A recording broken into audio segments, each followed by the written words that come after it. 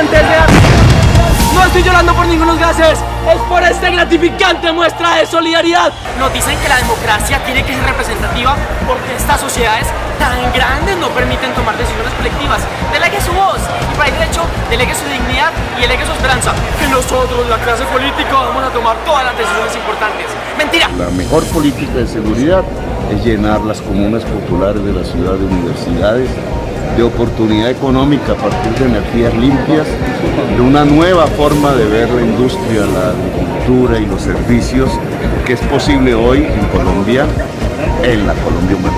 En la Colombia humana. Gracias. Un besito, claro que sí.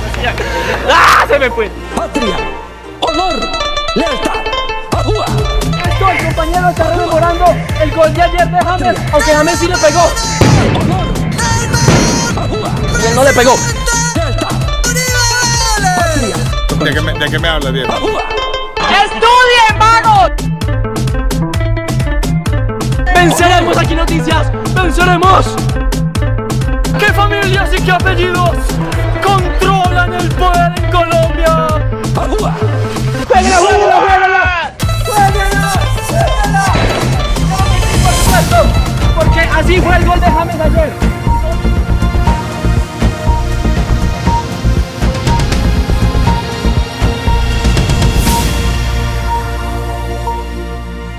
Bueno, Colombia, a diferencia de otros países latinoamericanos, no ha conocido nada diferente a gobiernos de una misma oligarquía.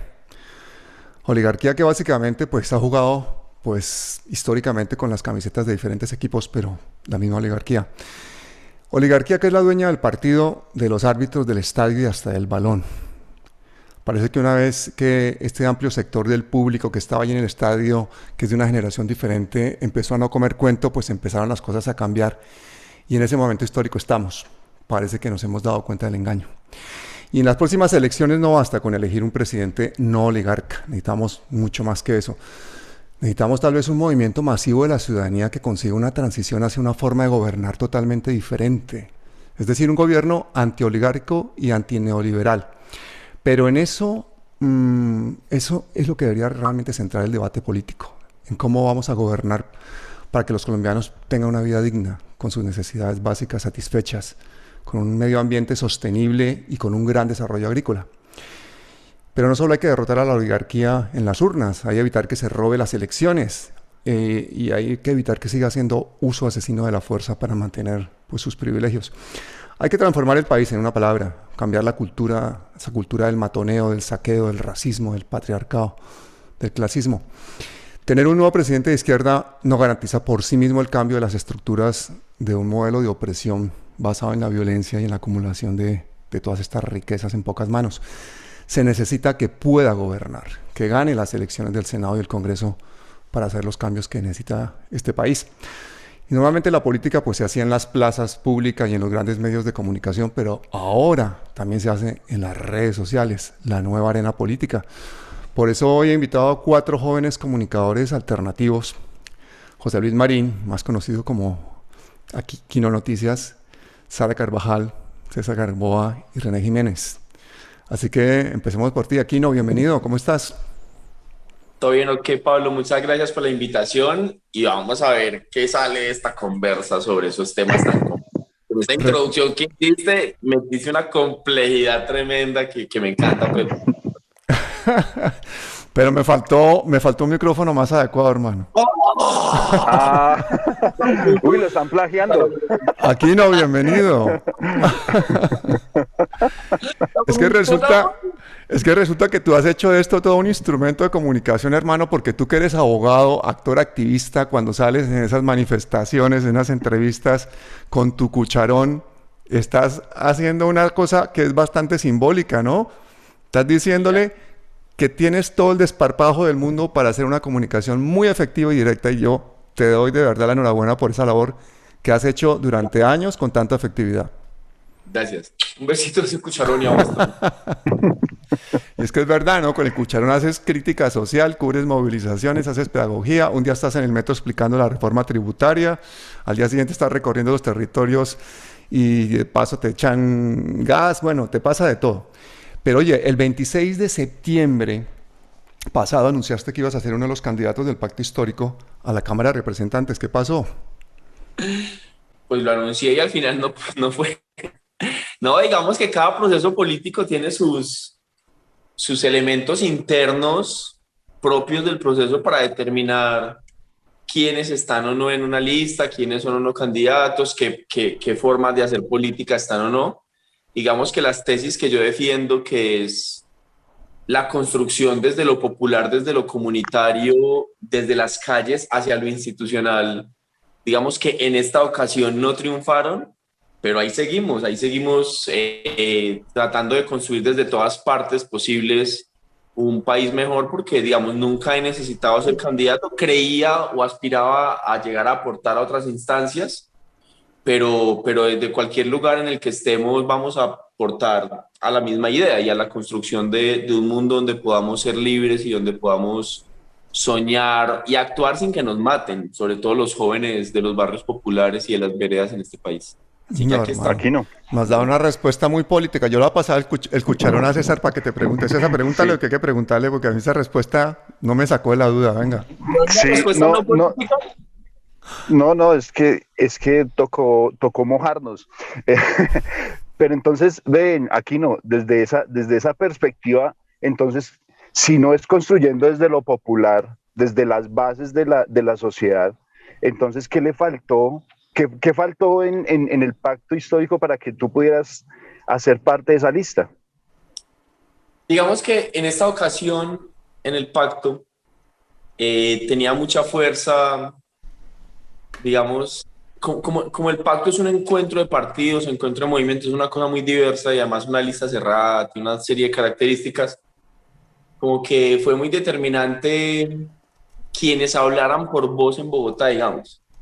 Yo le digo como los padrinos o las padrinas, y yo no tengo ni padrino de bautismo, marica, yo no sé quién es mi padrino de bautismo, a mí me bautizaron un padrino y ya no sé quién es, entonces paila, yo no tengo padrinos, por eso digo, porque mis tesis o mi forma de hacer política, mi forma de construirme como ser humano, ha sido desde lo comunitario, desde lo popular, entonces ahí me conocen mucho más. Ayer en Bello me conocen mucho más los vendedores informales del Parque de Bello que los representantes legales de los partidos. Entonces, pero digamos, ¿qué importa que no tengas padrinos si tienes todo ese apoyo popular? Yo recuerdo que tú liderabas encuestas en Antioquia incluso por encima de su zona boreal. Entonces, ¿qué pasa? ¿Que la selección no fue democrática? ¿No pesó todo ese trabajo social que has hecho? No, por eso ahí el pacto entre tanto es un acuerdo de partidos. Los partidos determinaron como el orden de la lista y yo no soy de ningún partido ni tengo, digamos, ni me siento cómodo en los partidos. Creo que los partidos, tal como están construidos en Colombia, hay que superarlos. Los partidos políticos en Colombia desconocen la realidad. Y el paro nacional del 2021 fue una muestra de eso. Yo siempre les digo a los partidos de izquierda, y a mí se me enojan un poco, que el paro también fue en contra de los partidos de izquierda y fue en contra de los movimientos sociales a los cuales yo pertenezco y he pertenecido los últimos 16 años de mi vida, porque no hemos sabido interpretar el sentir de la gente, no hemos sabido interpretar el sentir de los jóvenes, el sentir ciudadano para presentar propuestas alternativas, y los pelados salieron desbocados a las calles a darse duro contra el Estado porque sentían que nada los representaba, sentían que los partidos que se supone que son para representar no los representaban, y yo creo lo mismo, y yo francamente creo lo mismo. Entonces, el pacto, en tanto fue un acuerdo entre partidos y es un acuerdo entre partidos, pues quienes no militamos en partidos, quienes no tenemos a alguien de Bogotá y algún partido diciendo él es mi candidato, pues salimos perjudicados, diciéndolo en esos términos. Pero bueno, yo creo que pues, en Colombia estamos a superar la vieja política del neoliberalismo, de la degradación ambiental, de la degradación moral, pero también esa vieja política de los acuerdos de partidos en Bogotá. ¿Por qué se te ocurrió meterte en esa vaca loca de las elecciones? Yo creo que dentro de toda la imperfección que hay política hoy en Colombia, dentro de toda la imperfección incluso que significa el pacto, yo creo que el 2022 es un año crucial para este país, crucial. Es un año donde vamos a empezar un giro hacia otra forma de hacer política, como decía Pablo, no oligárquica, pero tenemos que volverla realmente no oligárquica. Lo no oligárquico, lo popular no existe solo con nombrarlo. El pueblo se construye mediante nombrarlo, hay que nombrarnos, pero también tenemos que construirnos de una manera distinta a hacer política.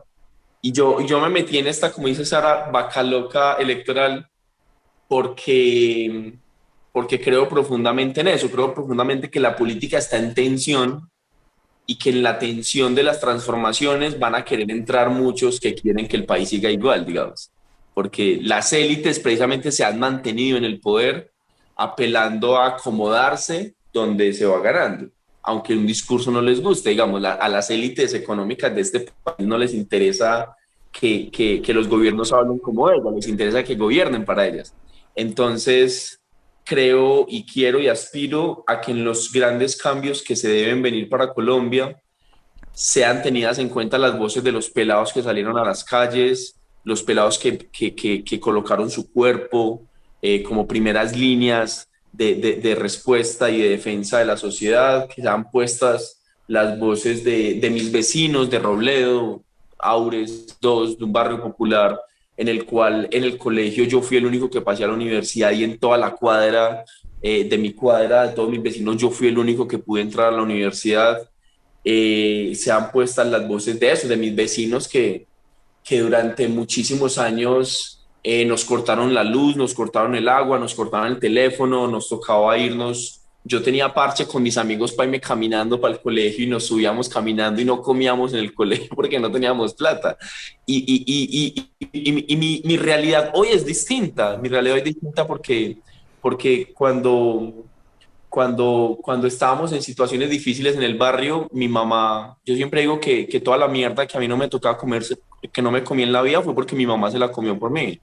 Porque ella también se bajaba caminando 2 horas hasta la universidad y se subía caminando y trabajaba en un restaurante al frente de la universidad para llevar comida para la casa, porque como pago le daban la comida, ella lavaba los trastes y se subía con la comida. Entonces para mí ingresar a la universidad fue como un hecho más natural que para mis vecinos. O sea que de todos los vecinos con los que yo crecí, mi realidad hoy es distinta, pero porque tuve una mamá que se jodió la vida porque fuera distinta, se comió la mierda que me tocaba comerme a mí históricamente. Entonces a mí ahorita me toca comerme mierda, pero distinta. Y por eso hoy tengo una realidad distinta que sigue siendo compleja, pero no es la realidad que tuvimos durante toda la juventud, toda la adolescencia, que es la realidad de mis vecinos todavía. Entonces yo creo que si la política no es para responder a esas preguntas, yo no sé para qué es la política. Y por eso me metí a lo electoral, para tratar de responder esas preguntas. Y aspiro y voy a exigir con todo mi cuerpo que el pacto histórico asuma esas preguntas. Pero por la forma en que César te hizo la pregunta, entonces a mí se me ocurrió hacerle la pregunta a César. César, ¿tú crees que el pacto histórico no puede limitarse a hacer un acuerdo entre partidos?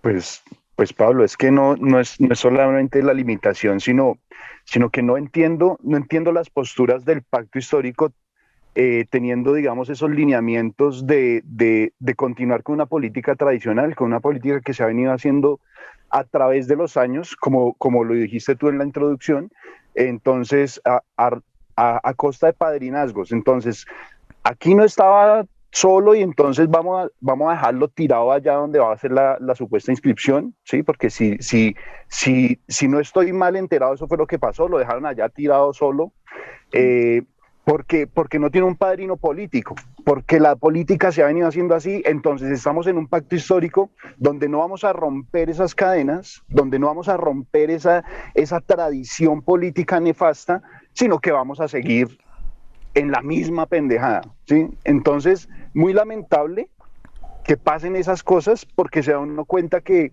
definitivamente las suficientes en Colombia para tratar de cambiar esto desde una curul política, desde donde podría uno cambiar algo, ¿sí? Sino que necesita el padrino político, el padrino el hacendado, el ganadero, lo que sea, ¿sí?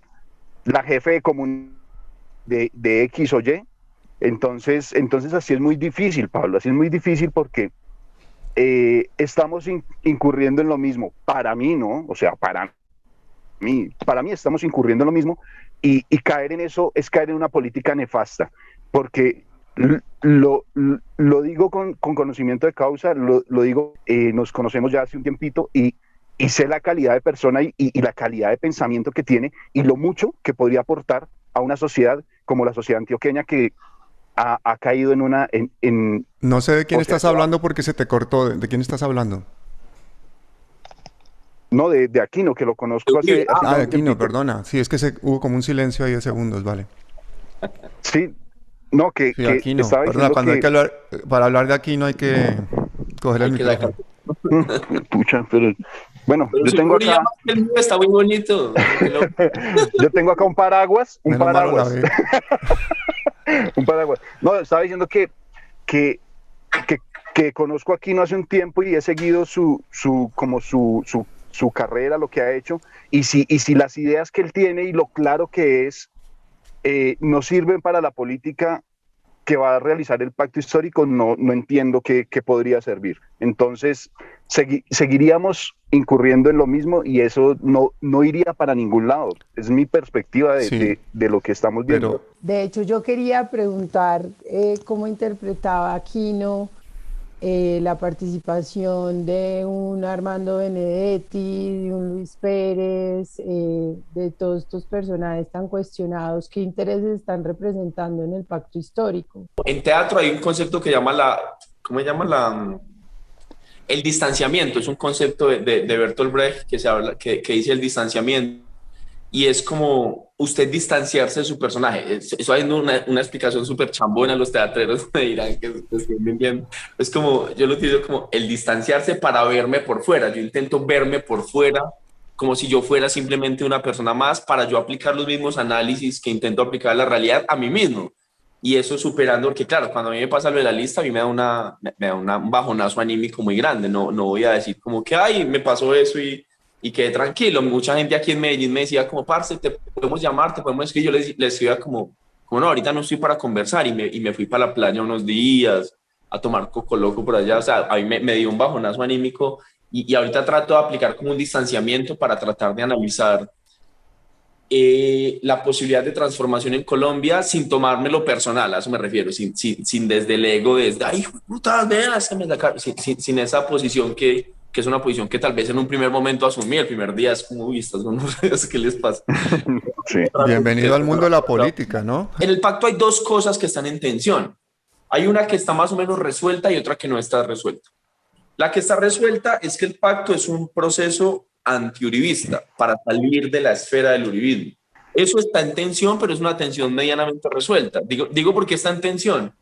Porque también hay sectores uribistas que están llegando y está muy bien. O sea, es que el uribismo puede llegar, que no llegue a gobernar, que no llegue a determinar la política, que no llegue a los lugares de decisión, pero si mi vecino uribista quiere llegar, venga, parcera, que por aquí es. Venga, que por aquí es distinto el votante al cacique. Entonces está en esa tensión donde por lo menos yo hago un esfuerzo muy grande en atraer los votos del uribismo, votos personas que votaron por Iván Duque, por ejemplo. Yo siempre llamo desde la página a no decirles uribestias, hijo de putas, porque marica, estamos en un país donde ha habido una hegemonía política muy grande por parte de más élites, unas asociadas a la mafia, otras asociadas al capitalismo voraz, a determinados lugares, y necesitamos quitarle pueblo a estos proyectos políticos, entonces hay que asumirlos con cariño. Pero otras son los caciques que también están ahí, que también no que estén ahí en el pacto, digamos que están ahí, que quieren reencaucharse. Esa es la primera tensión que hay, y en esa tensión hay más o menos, todo el mundo está más o menos de acuerdo en que hay que superar la historia del uribismo. Pero, tal vez no todo el mundo esté tan de acuerdo que hay que superar la historia de las viejas élites de este país. Digamos, hay sectores que pertenecen o han pertenecido a sectores de élite que, como te digo, la élite ha gobernado durante tanto tiempo en Colombia, en tanto se ha reencauchado también en proyectos, cualquier proyecto que les parezca medianamente de transformación o que les puede generar problemas a su dominación, no tienen problema en meterse ahí. Mientras que la izquierda pues es mucho más, unos códigos morales mucho más grandes, entonces le da dificultad también meterse en lugares donde no se sienta plenamente cómodo. y por eso también ha gobernado la derecha, porque en la izquierda nos colocamos unas talanqueras también que a veces son difíciles de superar, pero que hacen parte de los códigos morales, de no hacer alianzas con hijoputas, pues eso con corruptos, eso no, digamos, no está mal, pero también hace parte de cómo nos hemos movido. Entonces yo creo que en el pacto también pueden estar llegando sectores, no digo que sea así, digo pueden estar llegando sectores que simplemente vean aquí un proceso de transformación, vean aquí el que va a ganar y se metan con el que va a ganar. Cuando empezaron a llegar estos digamos, sectores del santismo, que son esos, habría que denominarlos así, sectores del santismo, yo pensaba como, Petro va a ganar. O sea, cuando empezaron a llegar los Roy y los Benedettis, yo pensé como, Petro va a ganar. Esa fue la primera vez que yo me dije, Petro va a ser presidente, porque estos personajes que están llegando están donde está el ganador. Entonces, cuando alguien va a ganar, entran donde está el ganador. Pero yo creo que hay cosas impresentables, yo creo que hay cosas impresentables, sobre todo cuando hablamos de Luis Pérez. Cuando pasó lo de Luis Pérez aquí en Antioquia, esos chats del pacto eran una cosa tremenda, era un hervidero, les cuento. Y a mí me parece que a veces en los chats se dicen cosas que maltratan y que después cuestan, que maltratan a los compañeros y a las compañeras. Entonces yo le escribí a los liberales, yo le escribí a los compañeros liberales por interno, como parce, conversemos. Yo estoy en contra de esta gobernada, pero venga, conversemos. Venga, siéntese y me gasta un tinto y me explica, marica. Venga, explíqueme por qué este señor tiene que llegar acá en persona. Venga, conversemos sobre eso. Pero había unos debates en redes como defendiendo a Luis Pérez de una manera como si fuera el prohombre democrático en Antioquia, y yo era como, no, marica, ojo con eso. Y a mí Pero incluso... el mismo Sí, Petro dijo que no le había encontrado un solo acto de corrupción a Luis Pérez, entonces uno se queda pues sí, de yo creo una que sola pieza. Petro falló ahí. A Petro se le reconoce, digamos, Petro, los líderes de masas en Latinoamérica han sido más carismáticos que inteligentes. Petro es más inteligente que carismático. Petro es una persona que brilla más por su capacidad intelectual que a veces por su capacidad de hacer lo que hacía Evo Morales, y es con toda la gente, o el mismo Chávez bailando con la gente, o Correa, o sea, como que Petro es una persona que brilla más. Petro tiene carisma, pero brilla mucho más por su inteligencia. Petro es una persona con una capacidad intelectual que a mí me parece, me le quito el sombrero. Y en esa defensa de Luis Pérez brilló por ausencia, porque utilizó una serie de argumentos que los que vivimos en Antioquia sabemos como parte, no es así. El papel de la comunicación, ¿cuál crees que puede ser en todo esto, César? Pues básicamente, ya que salieron los ejemplos de los tarjetones, por lo menos de lo del Senado y la Cámara y el Congreso, pues tenemos la obligación moral con lo que nos hemos comprometido a hacer desde los medios alternativos, de decirle a la gente cómo se vota, porque hay unos logos de unos partidos con unos numeritos al lado, y porque hay unos logos de unos partidos al lado en blanco. ¿Por qué? ¿Por qué pasa eso?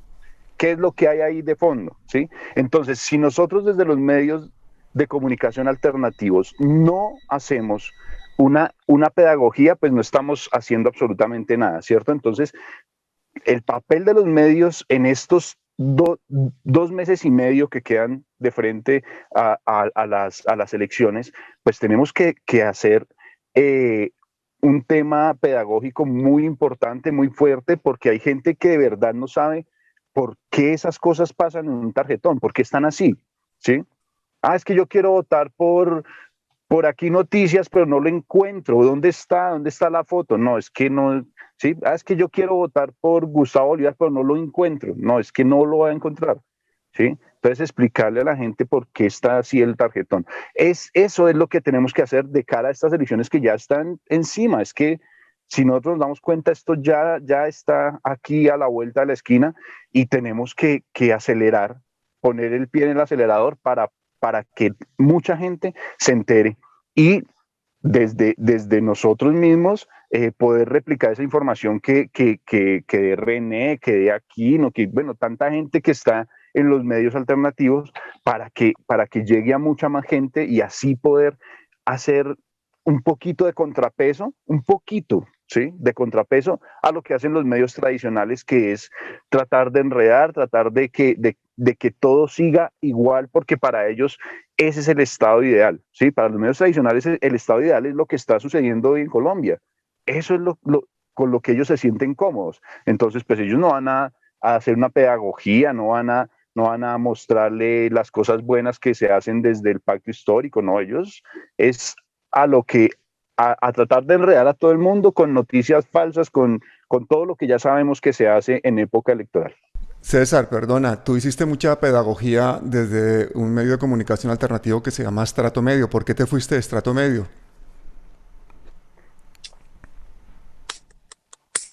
Creía que las preguntas difíciles solo eran para mí. No, aquí hermano le repartimos a todo el mundo.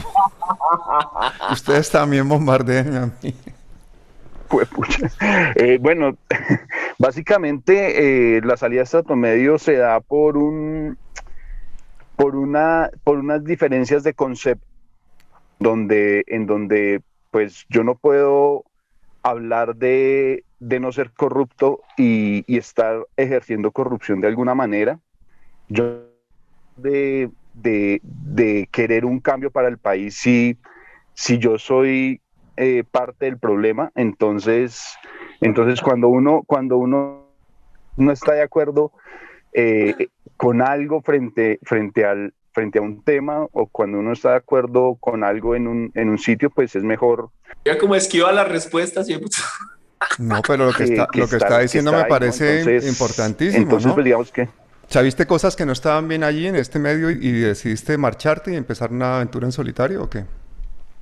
Pues en este momento sí, pues tomé la determinación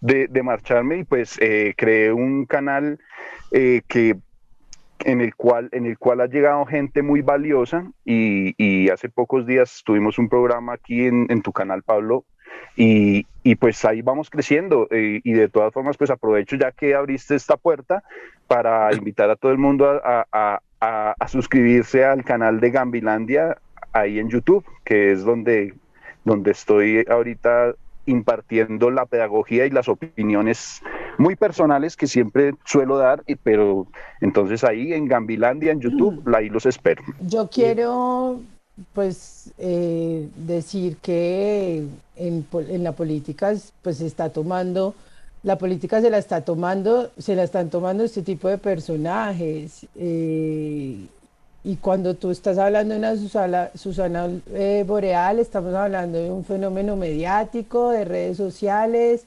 Cuando hablamos de un Levi Rincón, que le encanta a la gente que eche groserías cada 3 segundos, porque ese es el tipo de contenido que ya a la gente le gusta.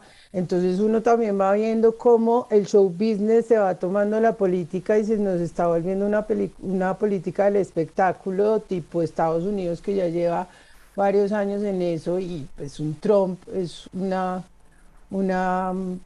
figura muy representativa de cómo se está transformando la política también con este tipo de personajes que proponen este tipo de contenidos que para gente como de la edad de uno también se está volviendo difícil de consumir. Y también la imagen que muchos políticos proyectan ahora está muy direccionada y muy orientada a ofrecer este tipo de contenido que es mucho más vacío. O sea, para mí carece de mucho contenido, pero lo importante es ser viral. Yo creo que uno puede coger esas estéticas y volcarlas en clave emancipadora. Yo creo que se puede, porque también eso, he visto en TikTok gente que coge la estética de hacer videos en 15 segundos, pero te incita a ir más allá, te incita a buscar más allá. O hay uno que hace educación con mapas, que dice como el mapa de Colombia desde Estados Unidos, y le coloca caras y es muy gracioso y es una cosa que uno la ve porque lo entretiene, porque le genera gracia, pero que te está metiendo a la vez ideas. La cosa es que, claro, la mayoría te está metiendo la idea de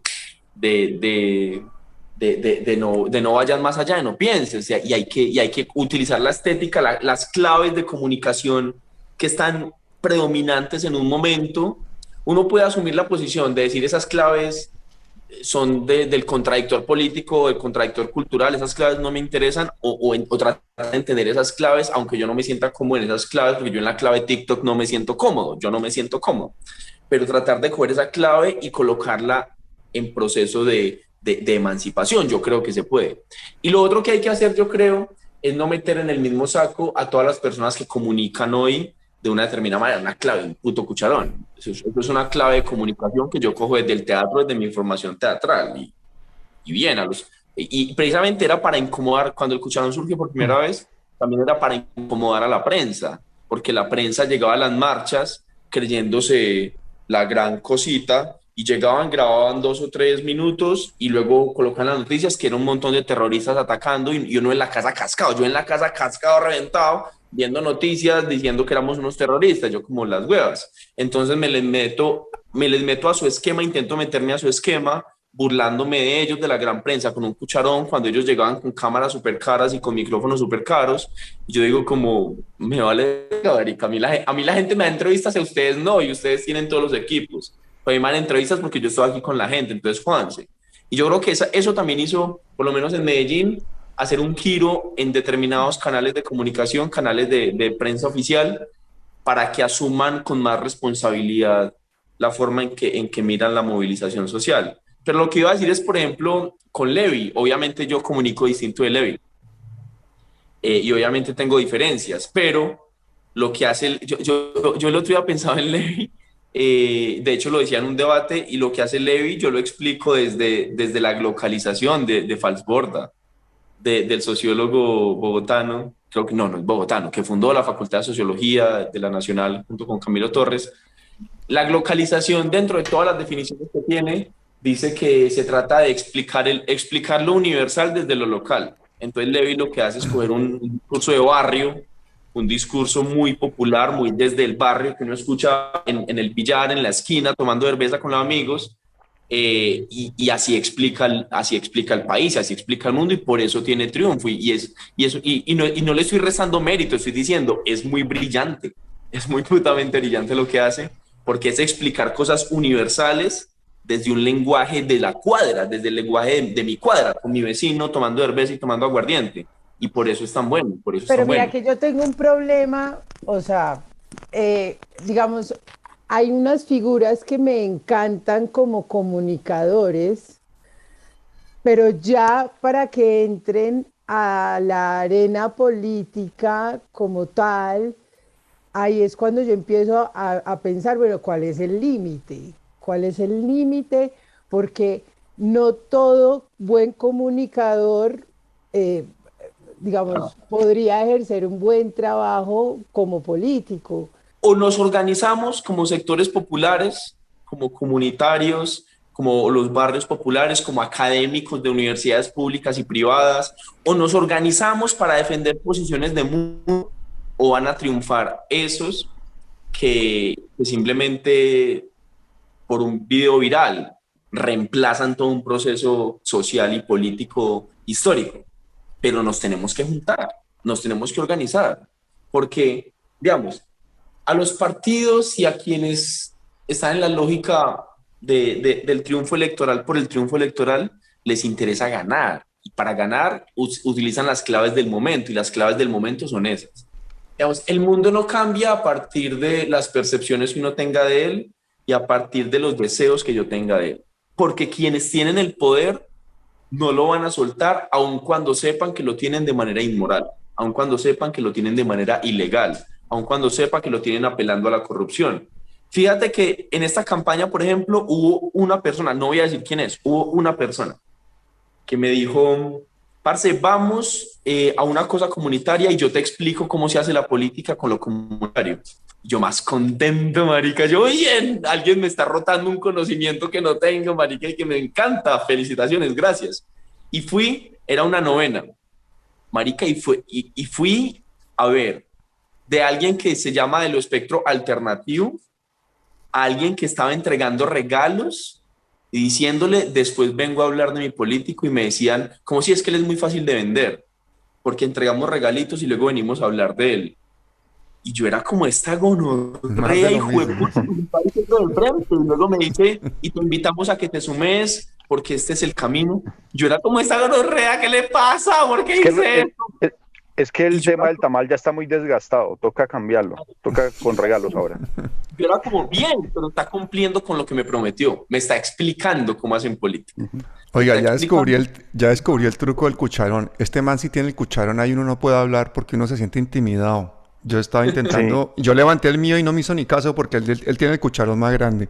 Pero otra cosa que comentaba Sara que a mí me parece también muy importante es que mucha gente que está en los medios de comunicación no está preparada. Pero yo te voy a decir una cosa, Sara, el uribismo respondió a esa pregunta hace mucho tiempo. Tenemos el Congreso y el Senado lleno de gente que no está preparada, que son mafiosos, que simplemente han sido hijos de un paramilitar o de un mafioso y están ahí por eso, que no saben hacer nada, que son incluso narcotraficantes, que son gente que se inventan sus títulos, la misma presidenta del Congreso, y están ahí. Si ahora tú me dices, cambiamos los no sé cuántos congresistas y senadores que hay por el mismo número de ciudadanos de la calle de cualquier ciudad de Colombia sin distingo de raza, color ni sexo, yo digo, listo, firmamos. Y le ponemos una UTL a cada una de esos, ¿no? Me parecería mejor negocio para el país que tener una cantidad de gente violenta ahí. No, pero entonces, digamos, mi reflexión estaba orientada a eso, a que si nos vamos a llenar de gente famosa, o sea, porque lo que uno ve es Claro. que los partidos lo que necesitan es como famosos, o gente que traiga votos, Pero porque como traducen que Eso. famoso trae votos, ¿no? Que creo que es el caso de SCAF Ajá. para descabezar a Miguel Ángel del Río y meter a SCAF, yo creo que ese fue el Y único yo lo cálculo, ¿no? siento mucho, pero yo Estamos siento lo mal, mismo, yo siento lo mismo con Susana, o sea, y es una persona valiosísima y pues digamos que yo la admiro, me gusta lo que hace, pero no creo que esté en la posición que merece, o hay otros que merecían esa posición, al revés. Yo Pues creo sí, que hay otras personas del sector cultural que son más representativas dentro de las luchas del sector cultural. Sí. pues yo voy a meter aquí las manos, y no porque esté aquí no presente, sino que yo sí veo que desde la construcción de lo social, aquí no le lleva un resto pues de terreno a Susana, ¿sí? Pero un resto. Y desde el encuentro entre iguales, ¿sí? O sea, de meterse con el pueblo, de inmiscuirse con la población, de entender sus problemas, y no solamente es entender los problemas, porque cualquier oligarca los puede entender, ¿sí? Sino de vivirlos, ¿sí? Y de como dijo Aquino, de haber comido mierda, ¿sí? Y de haber visto cómo la mamá le tocó lucharla en un país desigual para que hoy Aquino sea quien es y que él se devuelva a sus raíces, a ver desde el mismo rasero cómo está hoy la situación. Pues eso hace que él tenga una visión política mucho más amplia de pronto de lo que lo puede tener Susana. No conozco la historia de Susana, pero entiendo de los trabajos que se han visibilizado. Entonces digamos que sí, frente a eso, pues aquí no le lleva un poquito de terreno, y pues particularmente pienso que debería ser el que estuviera en esa lista, ¿no?